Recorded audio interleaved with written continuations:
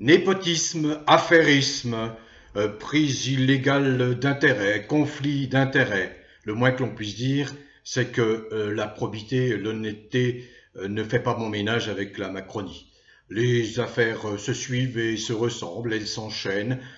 Depuis le début du premier mandat de Macron en 2017, on dénombre pas moins de 40 affaires, record absolu sous toutes les républiques, record de malhonnêteté, de magouille, avec l'aval du principal personnage de l'État qui, dans certains moments, se voyait comme le père la morale qui donnait des leçons, qui indiquait que tout ministre qui serait mis en examen devrait immédiatement démissionner.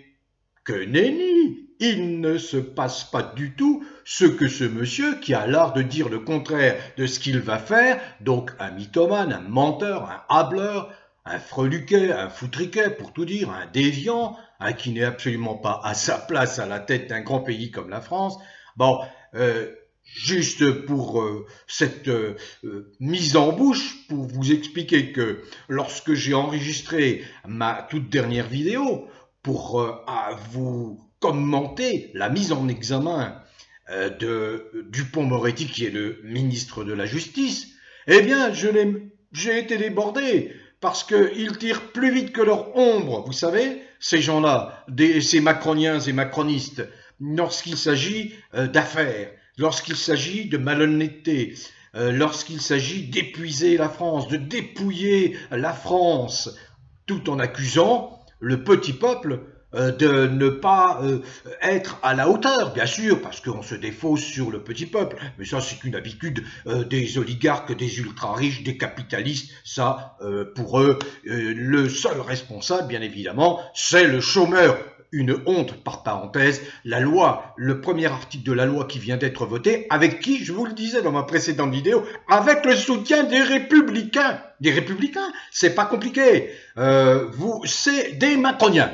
Des Macroniens. Il y a 60 républicains qui siègent à l'Assemblée nationale, plus les gens qui siègent au Sénat, ce sont des Macroniens. Alors eux, c'est pas compliqué, vous prendrez votre retraite la veille de votre mort. C'est clair, net et précis. Ils n'y entendent rien. Ils n'ont aucun humanisme, ces républicains. C'est les Macroniens. Voilà, c'est clair, net et précis. Bien. Alors tout ça pour vous dire quoi? Eh bien, une nouvelle affaire qui s'ajoute à la quarantaine dénombrée par Mediapart depuis l'arrivée de Macron au pouvoir. 40 affaires, record battues. Alors très facilement battues, parce qu'il n'y a aucune autre présidence, aucun autre mandat de président de la République qui a vu ce déferlement de malhonnêteté au plus haut niveau de l'État. On voit bien que c'est des népotistes. Ils se servent, ils s'enrichissent, ils s'engraissent. Donc, l'affaire Alexis Kohler. Alexis Kohler, pour ceux qui ne le connaissent pas, ça n'est pas rien. C'est le secrétaire général de l'Élysée. Et depuis 2018, eh bien, il y a l'admirable association Anticorps, qui a attaqué ce monsieur Kohler. Pourquoi? Qui a déposé 3 plaintes et qui s'est constitué partie civile, malgré le classement sans suite par le parquet national financier. Eh bien, enfin, une décision est prise par le parquet national financier que je viens de nommer, par Jean-François Bonner, qui est le procureur national financier, et qui a annoncé, donc le 3 octobre, la mise en examen enfin d'Alexis Kohler pour prise illégale d'intérêt dans l'enquête sur les liens avec l'armateur MSC. Et c'est une affaire dont moi-même j'ai parlé à plusieurs reprises. Parce que quand même, Kohler, c'est le numéro 2 de l'Élysée. Rien ne peut se discuter à l'Élysée sans l'aval de ce Alexis Kohler, qui est un des très très très proches, allez, je ne vais pas donner dans le sarcasme, mais qui est un très proche de Macron. C'est du même acabit, si vous voulez. Alors néanmoins, petit bémol, on ne veut pas le mettre en examen, on lui donne le statut plus favorable de témoin assisté. Mais enfin bon, ça revient au même. ça revient au même. C'est lui qui est bien mis en cause, Alexis Kohler. Vous savez, ça fait partie de cet esprit de pantouflage. Nous, Français, nous payons des impôts pour former soi-disant nos cadres de l'administration. On les envoie à l'ENA. Ils passent un concours, etc. En réalité, c'est un concours réservé aux gosses de riches, hein, les pistonnés, hein, la plupart. Bon, eh bien, ces gens-là, quand on leur a payé leurs études, ils font des navettes entre le privé, et puis ensuite ils reviennent dans l'administration publique, et puis ils tissent des liens. Et c'est ainsi qu'au fil des décennies, ces gens-là se sont pris pour des tout-puissants et qu'ils ont complètement pollué, gangréné les rouages de l'État dans les principaux services de l'État, parce qu'il s'agit là de hauts fonctionnaires, de très hauts fonctionnaires. Et que faire par rapport à ce genre d'affaires? Nous, citoyens lambda, hein, qui n'avons plus aucun levier, puisque le bulletin de vote ne sert rigoureusement à rien, puisque les partis politiques sont défaillants. Ils ne servent à rien, ils sont pris dans la magouille. Ils se nourrissent de cette magouille qui s'est installée depuis des décennies en France. Que faire? Que faire? D'autant que la Macronie profite de la complicité des réseaux d'information, des plateformes d'information. Oh, je ne les nomme pas, vous comprenez bien mon propos. Donc à partir du moment où vous avez un régime fasciste, dictatorial bien sûr, hein, qui de surcroît bénéficie du soutien, quand on est fasciste bien sûr c'est très facile, hein, des forces publiques, principalement de la police, qui est devenue une milice macronienne. Quand vous avez un Macron qui a phagocyté la justice, quelquefois elle se réveille comme là, dans cette affaire Kohler, mais au bout de combien de temps? 2018, au bout de 5 ans, bientôt 50 ans, 5 ans. Oh, je sais, la justice est lente, mais enfin, il faut être sacrément corrompu pour laisser traîner une pareille affaire avec les implications que cela a pour nous, pour les finances publiques, puisque c'est ni plus ni moins ces conflits d'intérêts que du pillage de l'argent public. Après, on va vous demander, vous, de vous serrer la ceinture, de ne pas vous chauffer en hiver. Non, mais il se fout de la gueule de qui, ce Macron? C'est pareil, j'ai entendu dire qu'il voudrait réimposer, quoi, la muselière? Ah, alors là, je suis d'accord avec, pour une fois n'est pas coutume, hein, avec Macron, comme il sait qu'il a à peu près la moitié de la France qui se comporte comme des moutons de Panurge, eh bien, vous allez voir des gens qui, même isolés en pleine forêt, complètement isolés, sans personne d'autre à 10 km à la ronde, vont porter ostensiblement le masque, comme leur a demandé la France insoumise pendant 2 ans. Pendant 2 ans, les responsables de la France insoumise, ostensiblement, portaient le masque. Le masque, ah oui, le masque. Alors je ne commente pas, hein, vous savez ce que je pense de ça. Bon, c'est absolument fou, voilà pourquoi on a tant de moutons de Panurge aujourd'hui. Lorsqu'on gobe de pareilles sottises. Donc voilà l'affaire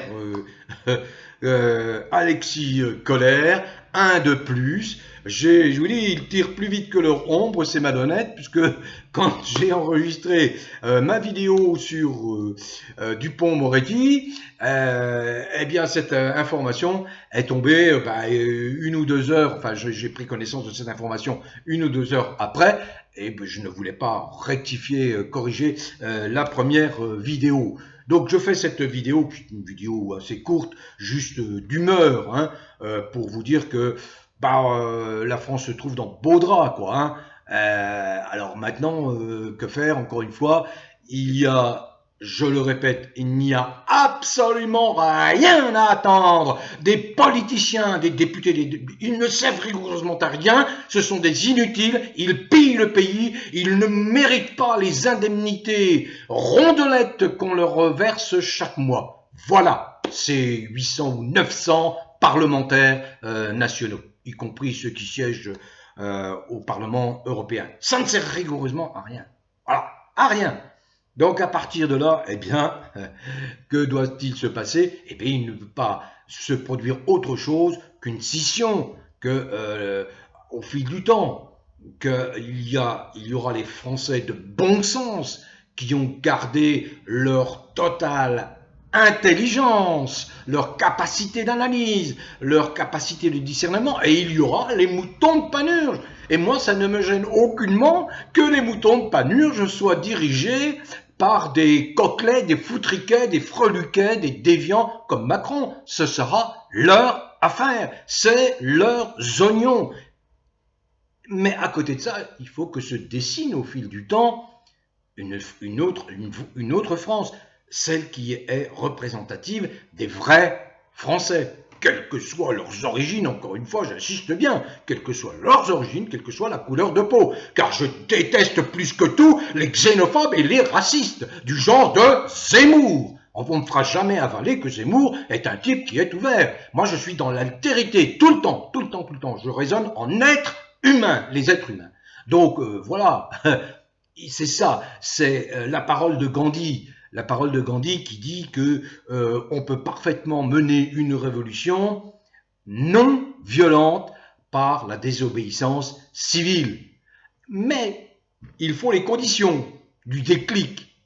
Et ces conditions, eh bien, je pense qu'elles arrivent. Pourquoi ?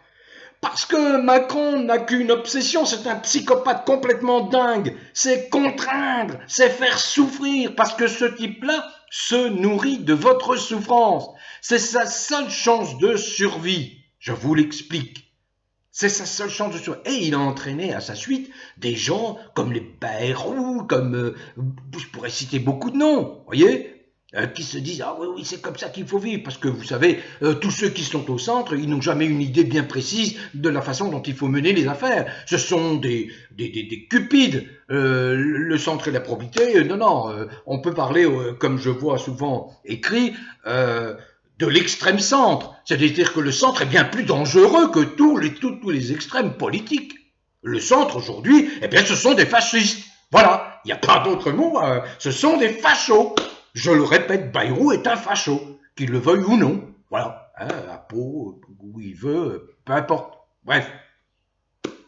Donc voilà mon petit commentaire à propos de cette affaire Alexis Colère, qui ternit encore un peu plus l'image de la France, une image qui est désastreuse à l'étranger, on le voit bien, en particulier en Afrique, où Macron, qui est censé représenter notre pays, est rejeté comme jamais. Encore une fois, Macron insulte les valeurs africaines. Les valeurs africaines reposent sur un respect profond de la nature. La plupart des peuples africains sont, ou beaucoup en tout cas, sont des peuples animistes, hein, qui ont un contact, un lien très fort avec les éléments naturels. Et lorsqu'on fait croire, on fait prendre des vessies pour des lanternes aux gens, et qu'on fait croire que les homosexuels peuvent faire des enfants, et qu'il n'y a plus de genre, qu'il n'y a plus de genre féminin, et il n'y a plus de genre masculin, alors c'est vraiment prendre les gens pour des cons ou des demeurés. Eh bien, nous ne sommes pas des cons ni des demeurés. En tout cas, Verdi ne sera jamais un con ni un demeuré. Il y aura toujours, pour moi, deux parents, un père et une mère. Et tous ceux qui veulent prétendre, sous la pression des LGBT, que une maternité, une paternité peut être exercée par deux gens du même sexe, pour moi, c'est un crime. Et quand quelque chose est blanc, c'est blanc. Quand quelque chose est noir, c'est noir. Quand quelque chose est bleu, c'est bleu. Moi, on ne me fait pas appeler le soleil la lune, ni la lune le soleil. Je sais qui est qui. C'est clair? Voilà. Pardonnez mon petit ton un peu musclé. Mais voilà, je voulais juste vous donner cette petite vidéo, ma petite impression. Elle ne doit pas vous surprendre sur cette affaire scandaleuse, l'affaire Colère, qui est un très proche, je dirais presque un mignon de Macron. Bref, bon vent à tous, prenez soin de vous, portez-vous bien, bon vent.